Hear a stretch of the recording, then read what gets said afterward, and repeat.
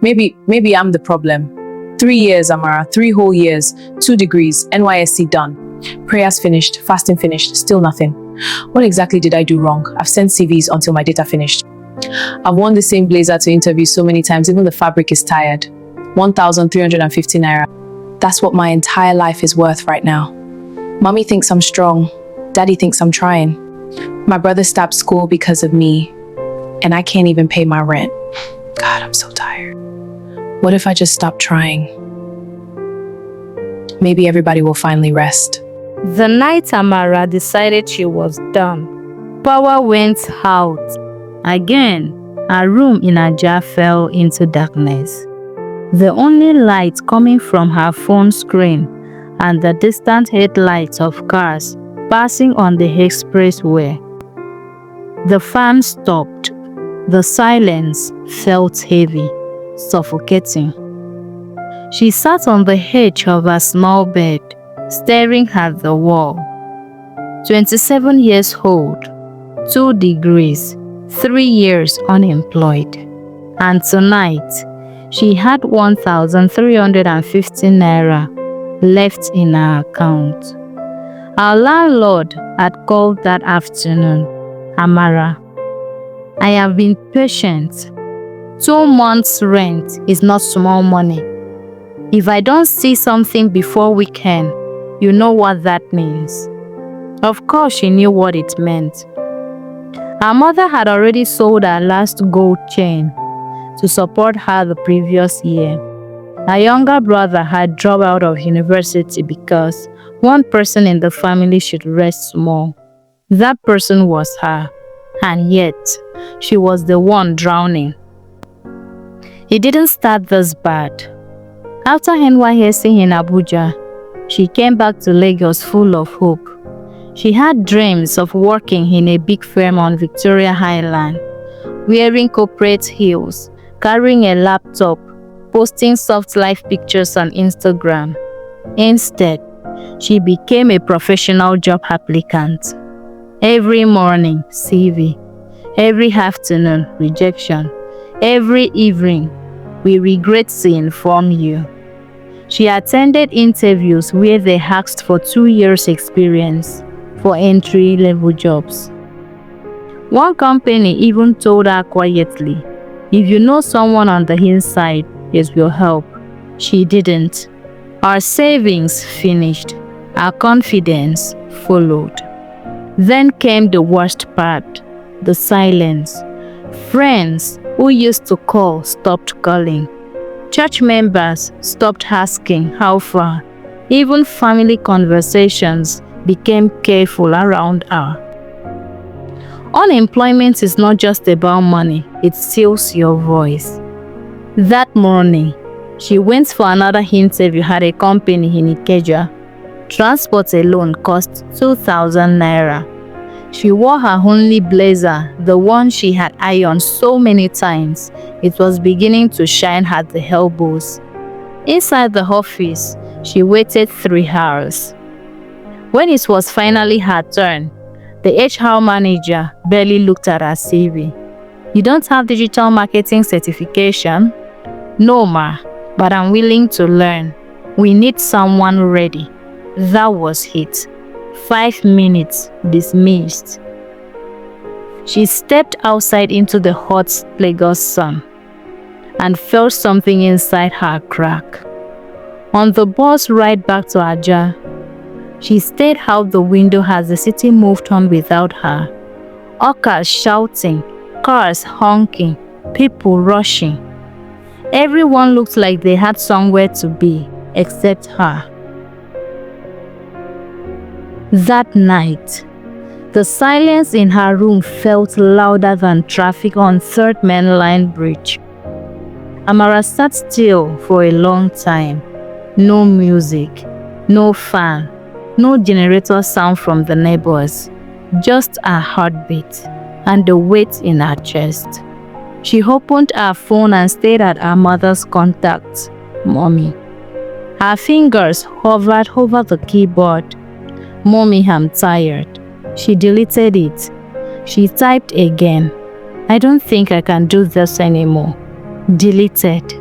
Because how do you tell the woman who prayed you through university that you are losing the strength to keep trying? How do you tell your younger brother who paused his dreams so you could chase yours that you feel like a failure? Her chest tightened. She opened her banking app again. 1,350 naira. She laughed softly. A dry, broken laugh. 3 years after NYSC, and this is what her life had become? Begging for interviews, borrowing transport money, pretending on WhatsApp status that everything was God when, and soft life loading. She was tired of pretending, tired of being strong, tired of saying I'm fine when she wasn't. She opened her notes app and began typing slowly, like each word cost energy. I tried, I really did. I applied everywhere. I prayed, I fasted. I believed. I'm just tired. Her eyes blurred. From the first time, the thought entered clearly, not dramatic, not loud, just quiet and calm. What if she stopped trying? Not tomorrow, not next week, just stopped. The idea didn't come with fear, it came with relief. No more explaining, no more interviews, no more disappointment in her father's voice when he asked any updates. Just to rest.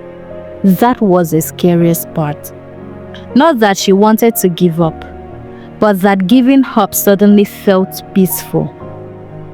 She placed the phone beside her and lay back on the bed, staring at the dark ceiling. A tear slipped into her ear. And in that heavy, silent room, she whispered to nobody, I tried. Then her phone buzzed. An unknown number. She almost ignored it, but something made her pick it up. Hello, Amara. I got your contacts from Mr. Bello. You once helped us with our small business Instagram page in 2022. We are expanding and need someone to manage our digital marketing full time. Are you available? She sat up. Her heart started racing. Mr. Bello? 2 years ago, when she was still hopeful and doing small freelance jobs, she had helped a local food vendor set up Instagram for free. She designed simple flyers using her phone. She created captions. She even ran a small giveaway with her personal data. She didn't get paid much. She almost forgot about it. But apparently, they didn't forget her. So she typed with a shaking fingers. Yes, I am available. The interview wasn't even an interview. They already trusted her. The business had grown from one food vendor to 3 branches in Lekki and Yaba. They needed someone consistent. Salary, 180,000 naira per month, plus bonuses based on performance. Amara cried. Not small tears. Ugly, shaking, shoulder-moving tears. But here's the shocking part. The message didn't come randomly. Later that week, Mr. Bello told her something that made her freeze. You know why I recommended you? She shook her head. He smiled. You were the only person who helped my wife when she couldn't afford to pay. You told her, pay me when the business grows. Most people laugh at her, but you didn't. Amara didn't even remember saying that, but he did. Kindness, she thought was small. Sacrifice, she thought nobody noticed, came back for her. Within 6 months, Amara transformed their online presence. She learned digital marketing through free YouTube videos. She took free online courses at night. She experimented, failed, tried again. Sales tripled. The business owners increased her salary to 250,000 naira. 1 year later, she started taking private clients. 2 years later, she launched her own small digital branding agency. The same girl who almost gave up in a dark room in Aja, now mentoring others. One evening, she went back to her old notes app. The message she had typed that night was still there. I tried. I really did. She read it slowly. If that unknown number had texted 10 minutes later, if her phone battery had died, if she had decided not to check, her story would have ended differently, and nobody would have known how close she came to giving up. Here's the truth nobody talks about. Your breakthrough might already be on its way, even when your strength is gone. Sometimes, the seed you planted quietly, the help you gave freely, the kindness you showed when you were also struggling, is building a door you cannot yet see. Amara almost gave up, not because she was weak, but because she was tired. And sometimes, the only difference between tragedy and testimony is one message. So if you are in that dark room right now with 1,350 naira in your account, with rejection emails, with silent friends, with fear of tomorrow, please stay. The message might already be typing.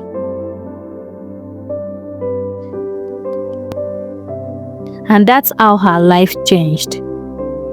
Not with noise, not with luck, but with a seed she planted when nobody was watching.